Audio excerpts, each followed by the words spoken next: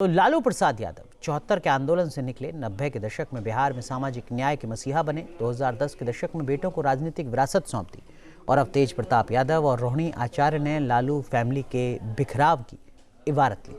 90 का दशक भारतीय राजनीति का वो मोड़ जिसने जाति समीकरण, सामाजिक न्याय और मंडल राजनीति का नया युग तय किया।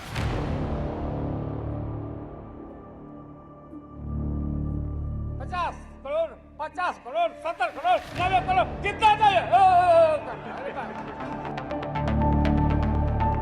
और उसी दौर में चमका यदुवंश का एक सितारा।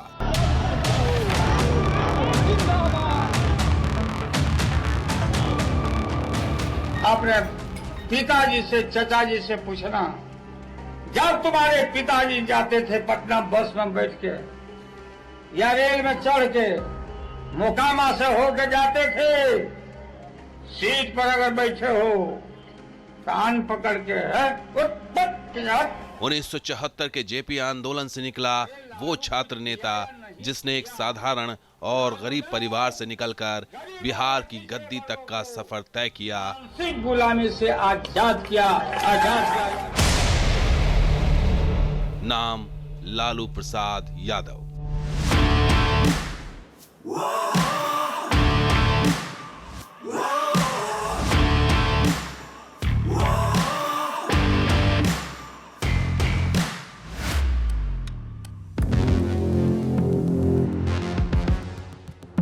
यही वो वक्त था जब बिहार में यादव राजनीति की जड़ें गहरी हुई और सियासत का यदुवंश खड़ा होने लगा था। लालू ने सामाजिक न्याय का ऐसा नैरेटिव गढ़ा जिसने पिछड़े वर्गों में असाधारण राजनीतिक विश्वास पैदा किया।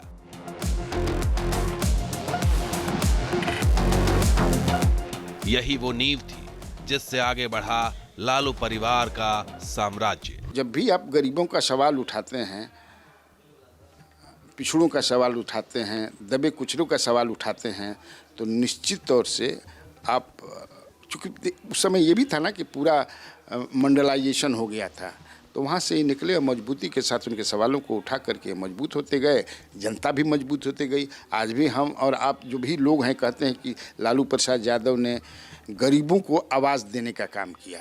उसके पहले गरीबों की क्या स्थिति थी, गांव में लोग क्या रखते थे, खाटी पर नहीं बैठने देते थे, उनके लिए चौकी रखते थे, बहुत कुछ तंज कसा जाता था, बहुत कुछ बोली जाती थी, वो सब लालू प्रसाद यादव ने, लालू प्रसाद चीफ मिनिस्टर बन करके उन्होंने समाप्त कर दिया।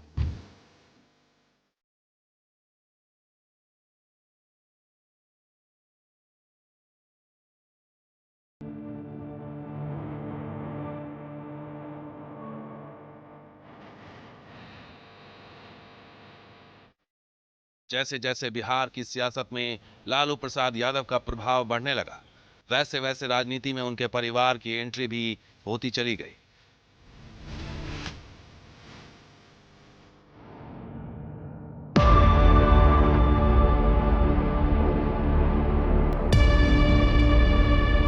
फिर वो वक्त आया जब लालू यादव की कुर्सी डगमगाने लगी थी।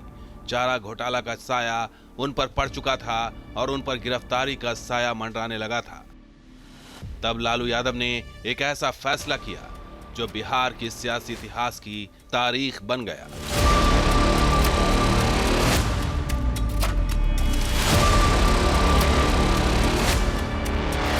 24 जुलाई 1997 रात 10 बजे उस वक्त के तत्कालीन मुख्यमंत्री लालू प्रसाद यादव अपने कमरे में घुसते हैं, जहां पर खुद राबड़ी देवी अपने बच्चों के साथ बैठी रहती हैं।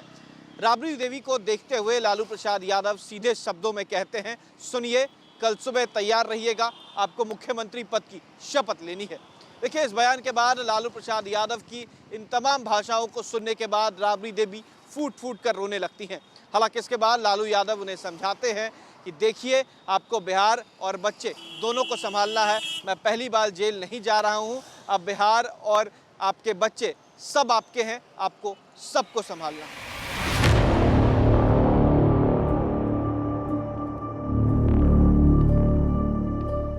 25 जुलाई 1997 को लालू यादव की पत्नी बिहार की पहली महिला सीएम बनी। फिर इसके बाद और 2 बार ऐसे मौके आए जब उन्होंने राज्य की बागडोर संभाली। इधर लालू यादव और राबड़ी देवी के बच्चे धीरे धीरे बड़े हो रहे थे। सियासत का यदुवंश नया आकार ले रहा था। लालू यादव के 2 बेटे हैं, तेज प्रताप यादव और तेजस्वी यादव, जबकि उनकी 7 बेटियां हैं। मीसा भारती लालू यादव की बड़ी बेटी हैं और वो फिलहाल राज्यसभा सांसद हैं। रोहिणी आचार्य लालू राबड़ी की दूसरी बेटी हैं। 2024 से एक्टिव राजनीति में थी। पति समरेश सिंह सिंगापुर में रहते हैं। चंदा यादव लालू राबड़ी की तीसरी बेटी हैं। राजनीति से दूर रहती हैं। उनकी शादी विक्रम सिंह से हुई है। रागनी यादव लालू राबड़ी की चौथी बेटी हैं। ये भी राजनीति से दूर रहती हैं। इनके पति का नाम राहुल यादव है।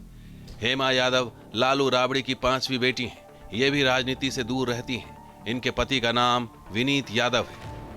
अनुष्का यादव लालू राबड़ी की 6ठी बेटी हैं। ये भी राजनीति से दूर रहती हैं। इनके पति का नाम चिरंजीवी राव है। राज लक्ष्मी यादव ये लालू राबड़ी की 7वीं और सबसे छोटी बेटी हैं। इनकी शादी समाजवादी पार्टी के नेता तेज प्रताप सिंह से हुई है। लालू यादव के दोनों बेटे तेज प्रताप यादव और तेजस्वी यादव सियासत की दुनिया में कदम रख रहे थे। राजनीति में आने से पहले तेजस्वी ने क्रिकेट में करियर बनाने की कोशिश की। दिल्ली डेयरडेविल्स के साथ 4 सीजन और झारखंड रणजी टीम में 7 मैच खेले। क्रिकेट ने उन्हें धैर्य, टीम वर्क और हार से सीखने की कला सिखाई।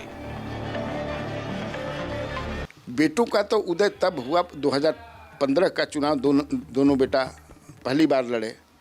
एक लड़े आपको महुआ से और दूसरे लड़े राघोपुर से। दोनों जीत गए। नीतीश कुमार के मंत्रिमंडल में दोनों मंत्री बने।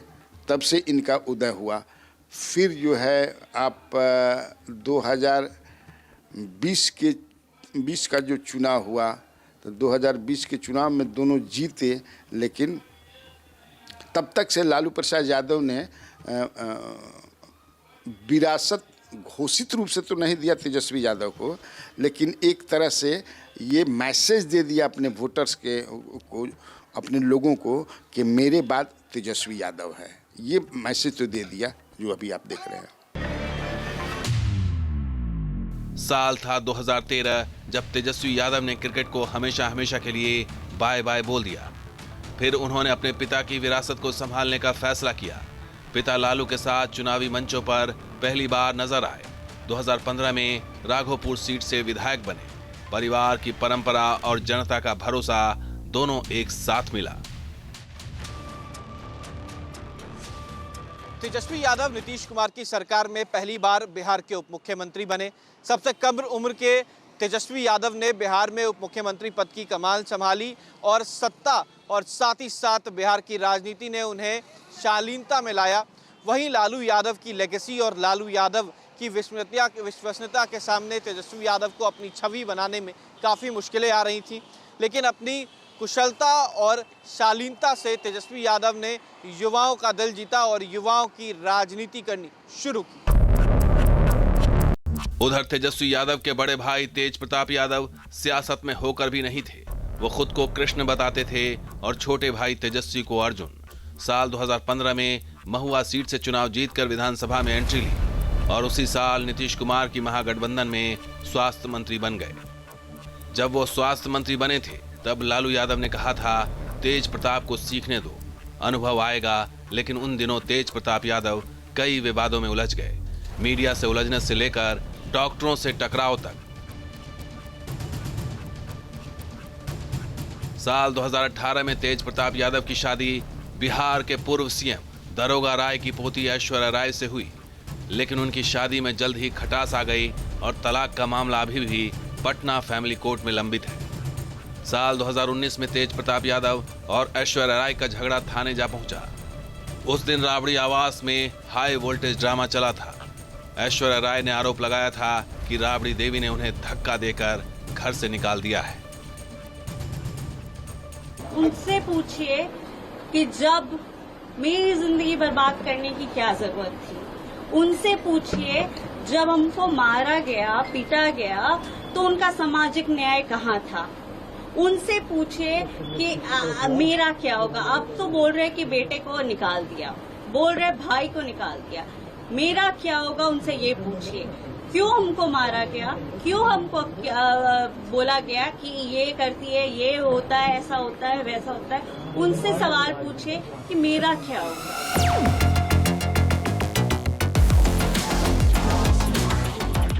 साल 2025 मई महीने में अचानक तेज प्रताप यादव ने अपने फेसबुक पेज पर एक तस्वीर पोस्ट की। शादीशुदा तेज प्रताप खुल्लम खुल्ला कह देते हैं कि वो रिलेशनशिप में है। लड़की की फोटो और नाम भी बताते हैं। बिहार की सियासत के साथ साथ लालू फैमिली में भी बवाल मच गया। जब हंगामा शुरू हुआ तो तेज प्रताप बैकफुट पर आ गए और खुद की आईडी हैक होने का दावा कर दिया। हालांकि बाद में वही तस्वीर तेज प्रताप यादव ने दोबारा पोस्ट की। तेज प्रताप यादव का खुलासा लालू परिवार को ना गुजरा और इस वजह से तेज प्रताप यादव पर कार्रवाई की गई। तेज प्रताप यादव को पार्टी और परिवार से निकाल दिया गया। जहां पर एक तरफ पार्टी से 6 साल के लिए निष्कासित किया गया, वहीं परिवार से भी बेदखल कर दिया गया। लालू यादव ने सीधे तौर पर कहा कि पार्टी के सिद्धांत और परिवार में जिस तरीके की तेज प्रताप का आचरण है वो पार्टी और परिवार के विरुद्ध है।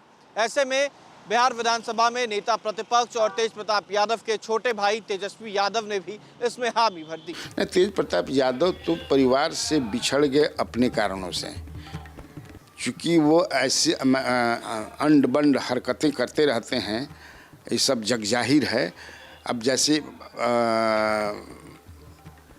आपका पत्नी के साथ डिफरेंसेस हो गया, मामला अदालत में गया, तलाक हुआ नहीं है और तब तक से आप कहीं दूसरी जगह जो है अपना प्यार का इजहार करने लगे, खुल कर के बोलने लगे।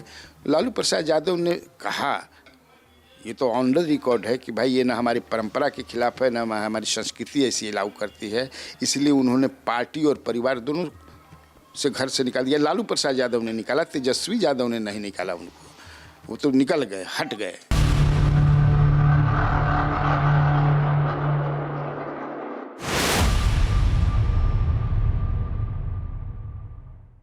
इस तरह लालू फैमिली के बिखरने का सिलसिला शुरू हो चुका था।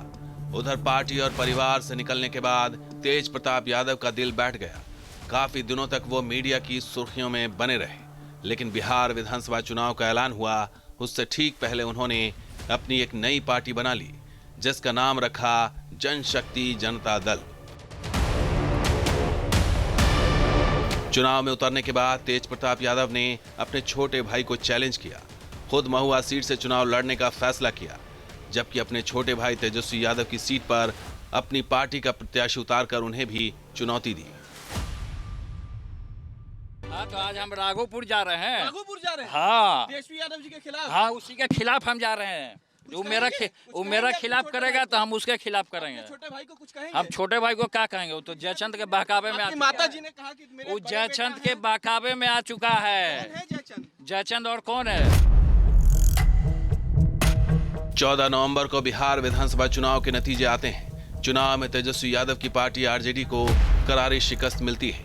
2020 में 75 सीटों पर विजयी पताका फहराने वाली आरजेडी महज 26 सीटों पर सिमट जाती है। यहीं से शुरू होता है लालू फैमिली में दूसरा बवाल।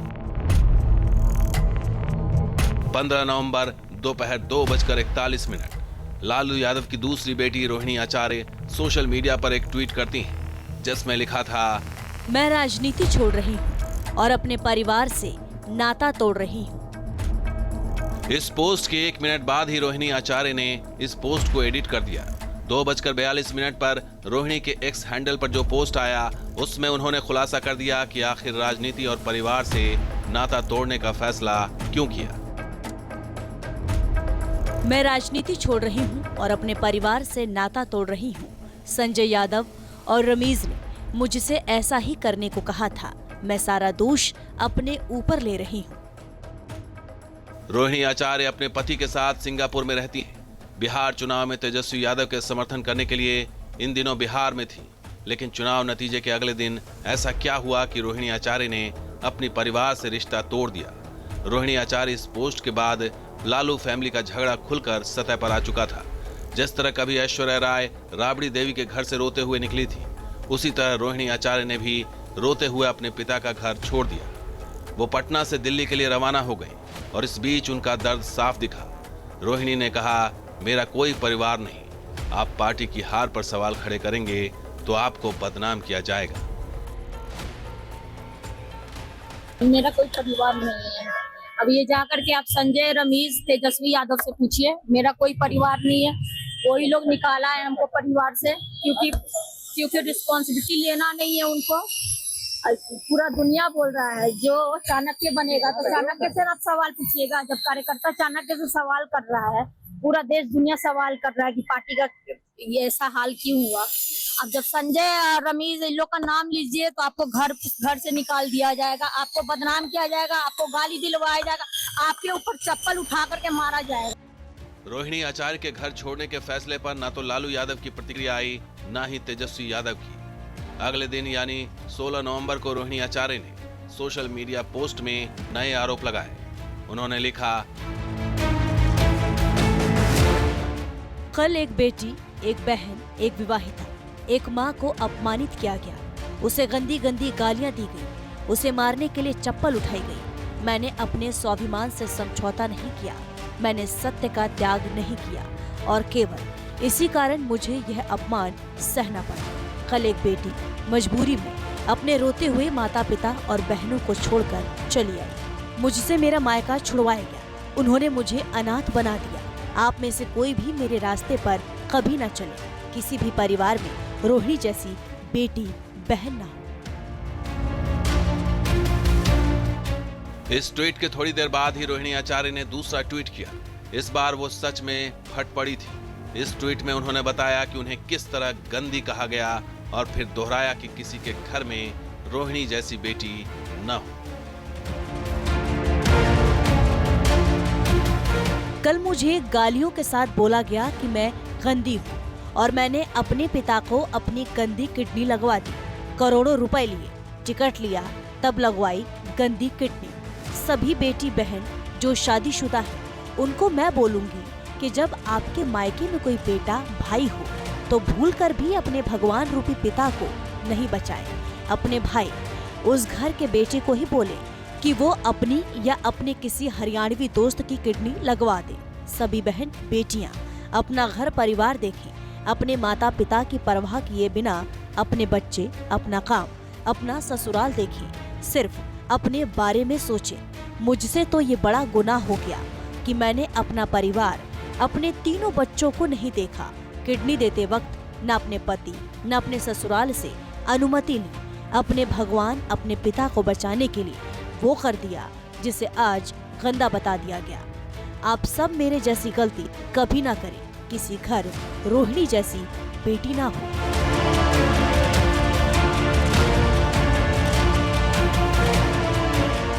मुझे जो जानकारी है कि वो लड़ना चाहती थी इस बार चुनाव कहीं न कहीं से विधानसभा का।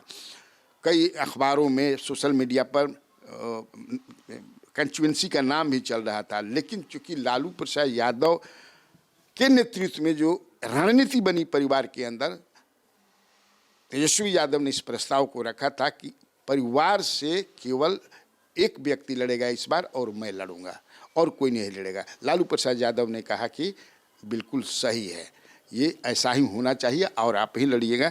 तो कई बातें हैं जो उसमें ज़्यादातर पॉलिटिकल उनका एम्बिशन है। रोहिणी आचार्य के तमाम सोशल मीडिया पोस्ट और बयान से साफ हो गया कि उन्हें घर में गालियां दी गई थी, उन्हें चप्पल से पीटने की भी कोशिश हुई थी और ये सब हुआ था उस संजय यादव और रमीज की वजह से, जिन पर कभी तेज प्रताप यादव ने आरोप लगाया था और अक्सर अपने बयानों में संजय यादव को जयचंद कहकर बुलाते थे। बंटवारा हुआ, गए तो सीधे डिमांड होने लगा, जयचंद क्या किया? सामाजिक न्याय तो खत्म हो गया लालू जी का, सामाजिक न्याय बचा कहाँ?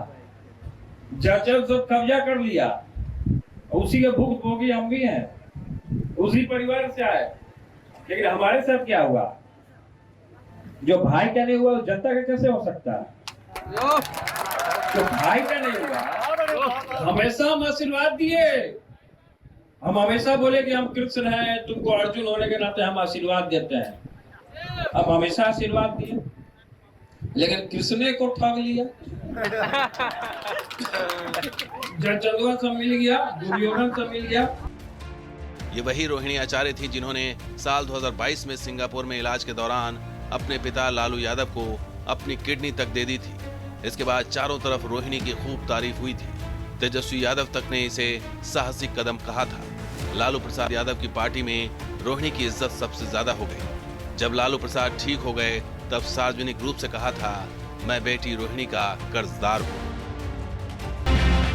साल 2024 में रोहिणी आचार्य ने सारण से लोकसभा चुनाव भी लड़ा था, लेकिन हार गई थी। अब सवाल उठता है कि रोहिणी आचार्य के साथ ऐसा क्यों हुआ और किसके कहने पर हुआ। रोहिणी आचार्य इसके लिए संजय यादव और रमीज को जिम्मेदार ठहरा रही हैं। संजय यादव हरियाणा के महेंद्रगढ़ के रहने वाले हैं। तेजस्वी यादव के सलाहकार हैं संजय यादव। दोनों की मुलाकात साल 2012 में क्रिकेट ग्राउंड पर हुई थी। लालू यादव के जेल जाने के बाद संजय यादव पटना पहुंच गए। फिलहाल वो आरजेडी से राज्यसभा सांसद हैं।